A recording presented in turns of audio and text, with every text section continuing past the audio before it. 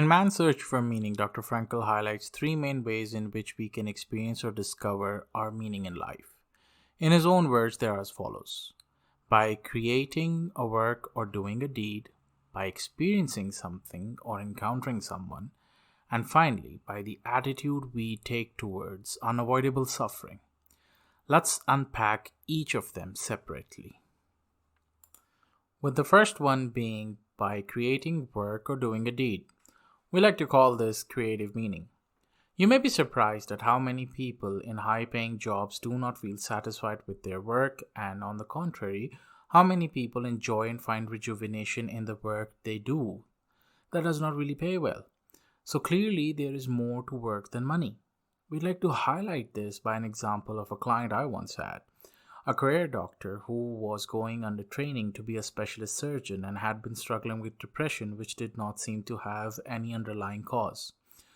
He had been on antidepressants for nearly 2 years before he came to me, and his depressive symptoms had started before his training. During one of our sessions, randomly, he revealed how he did not want to be a doctor. It had been the wish of his mother that he becomes one, and so he did. Yet he found himself despising his job.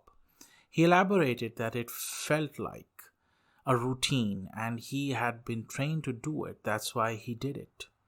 And I distinctly remember his description being like a hand of a clock. I just keep ticking.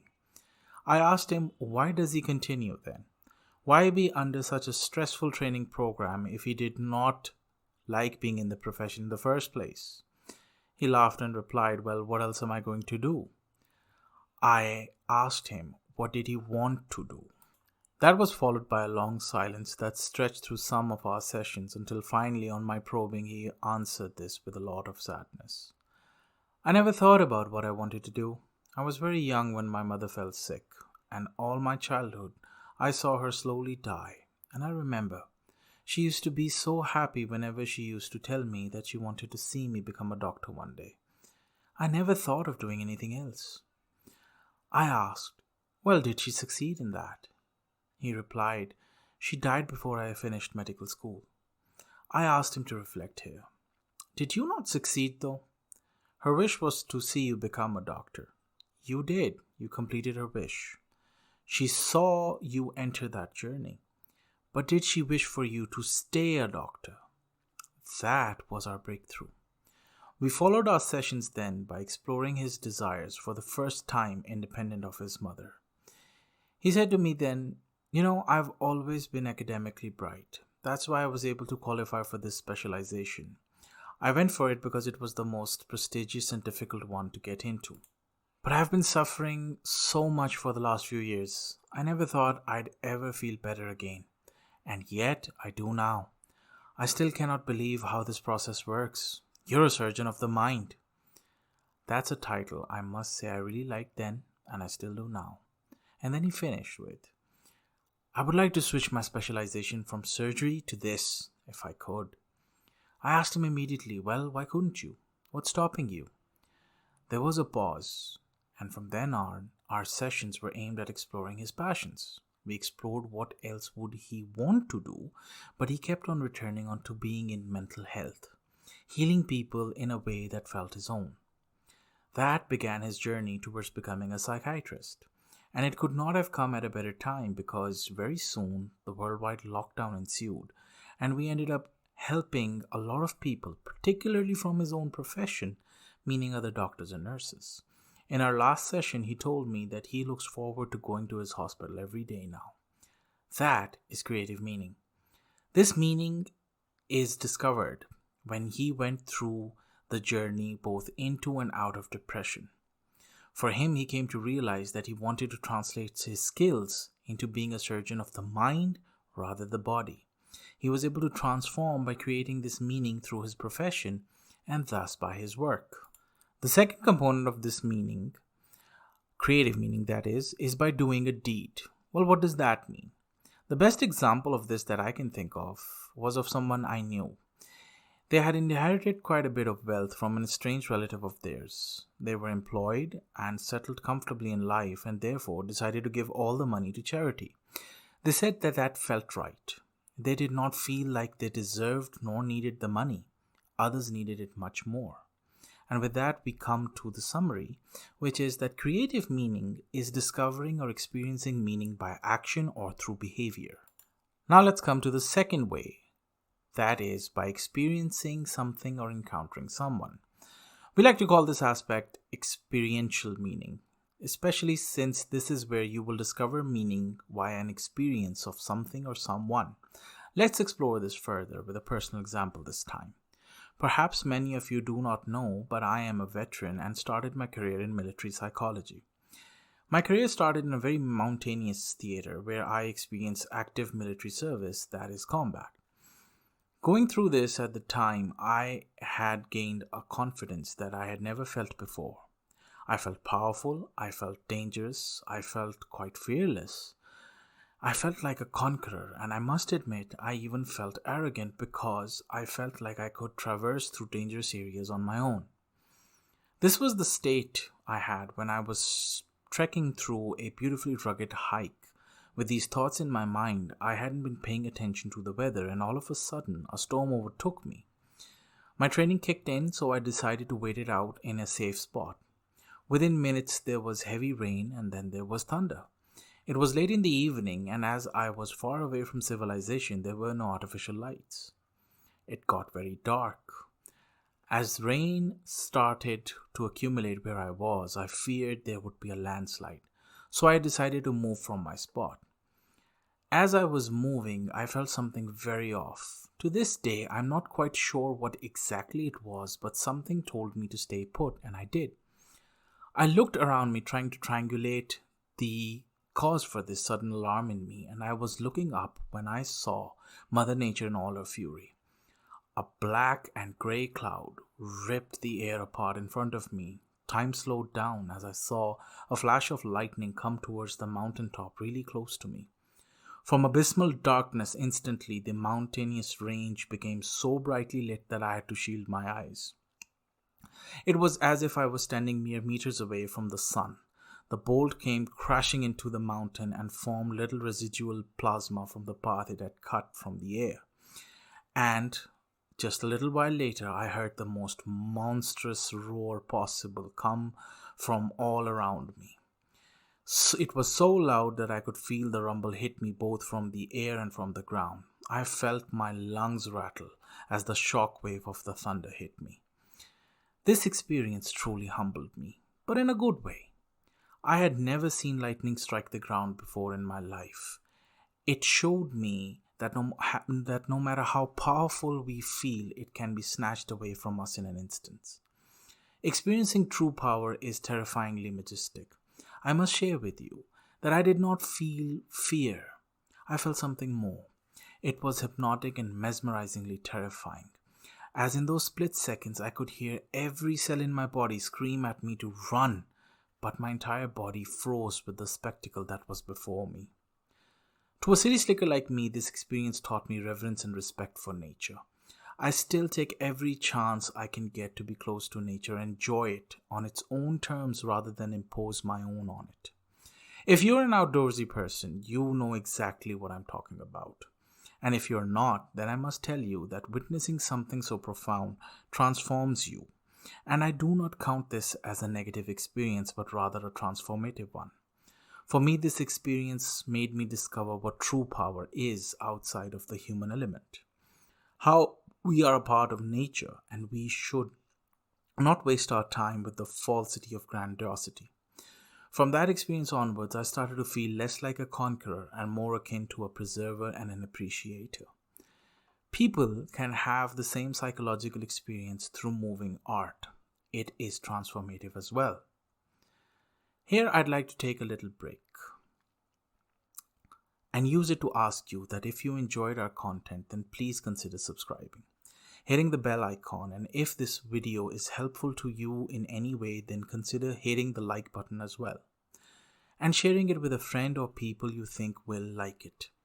We have had a long break in our uploading schedule, but it won't be so from now on, to the best of our efforts, of course.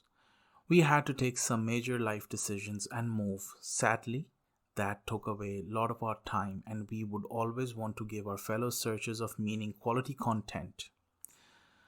From now on, we would like to upload regularly.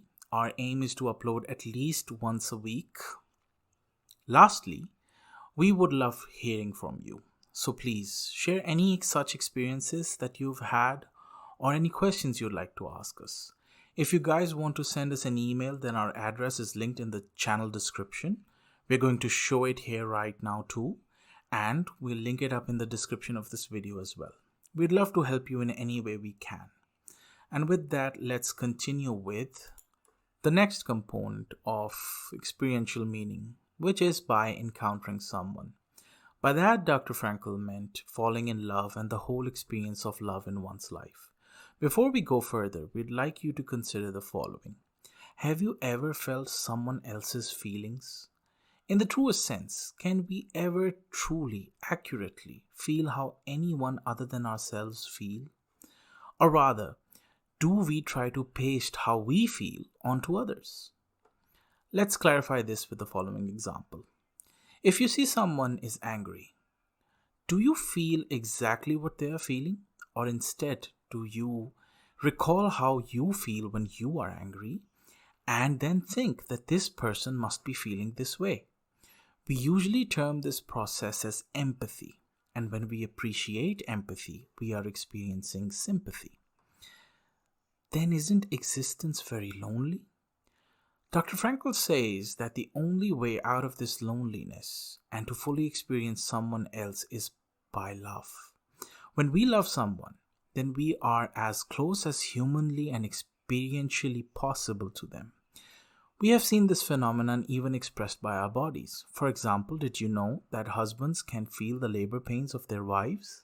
And there's even a medical phenomenon called broken heart syndrome. Research even shows that having good social support, or in other words, love in your life, is a predictor of resilience and health. Loving someone is a profoundly transformative and powerful experience. It can make existence soothing. We'd like to go deeper into the phenomena of love psychologically and existentially. Would you like such a video? Please let us know in the comments.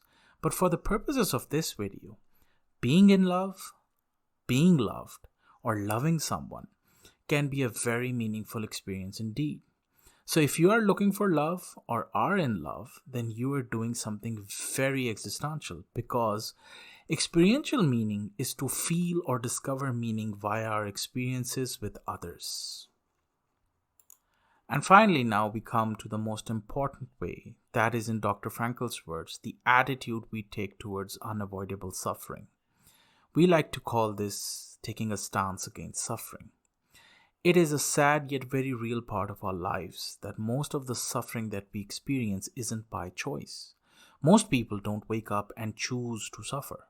If it is possible, then it is very human to run away from suffering. There is no shame in that. However, there are times when we cannot run from suffering. The ultimate form of it seems to be death.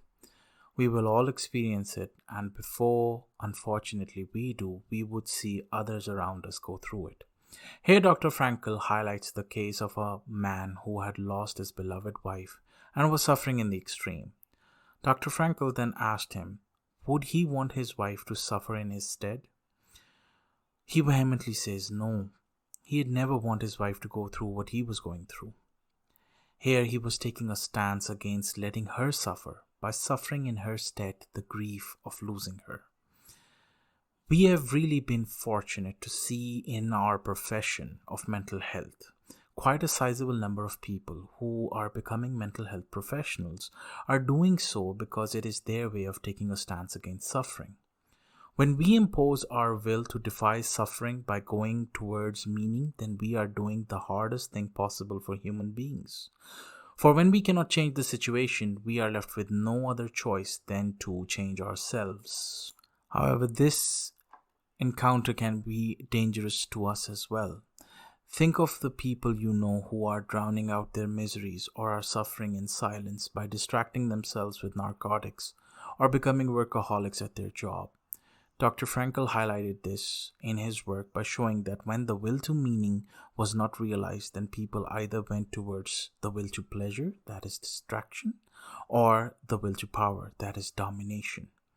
However, these encounters also give us opportunities to direct ourselves in meaningful ways, especially when everything is going against us. A perfect example over here would be the words of Marcus Aurelius, who said, "The best revenge is not to become like your enemy." A lot of abusive adults were abused children. Then isn't it admirable when children who have gone through such experiences grow up to be adults who wish to break the cycle of trauma and abuse? It is heartening to see so many parents worried about their children's mental health and well-being beyond just provisions. Every parent wants to provide, but what we need are parents who care. They are going out of their way, asking around, searching for answers so that they do not treat their children the way they were treated as children. This is taking a stance against suffering. A client of ours once summarized it perfectly. If I have suffered, I won't let it poison me. Carving out meaning from suffering is the hardest thing one can do. Dr. Frankl once said in an interview, "To suffer without meaning is despair." The stance against suffering works when we are in an escapable situation and still dare to make the choice of moving with meaning rather than being at the mercy of the situation. It is the Nietzschean spirit of confronting the nihilistic void directly and experiencing the ultimate freedom that human beings have. The freedom to reflect, the freedom in our minds about how we tackle such impossible situations and still come out being ourselves. Stances against suffering is the ability to convert suffering itself into something meaningful by reflection and by choice. It is the very logos of logotherapy. If you've noticed so far, there isn't a hard line between these ways of meaning. Think of the trainee surgeon who went through depression and wanted to become a psychiatrist, or being someone who had a loveless childhood and becomes a good spouse and a husband. These are also stances against suffering. What is required in all of these cases is the will, the desire to search for meaning. The searching part is just as important as the meaning itself. One cannot discover meaning without journey. You cannot reach a destination if you do not travel. This aspect, in our opinion, is carving meaning through reflection, abstract thought. And like I said before, it is the very logos or meaning in logotherapy. With that, we hope you have enjoyed this video. Please give us some feedback, any thoughts, any questions, any future directions you'd like us to take. We would like to elaborate on these concepts much more in the future videos and detailed case studies to be discussed, developing it further by the works of other existential psychotherapists. Thank you so much for the views, and as always, we hope that you have a meaningful day or night. Until next time.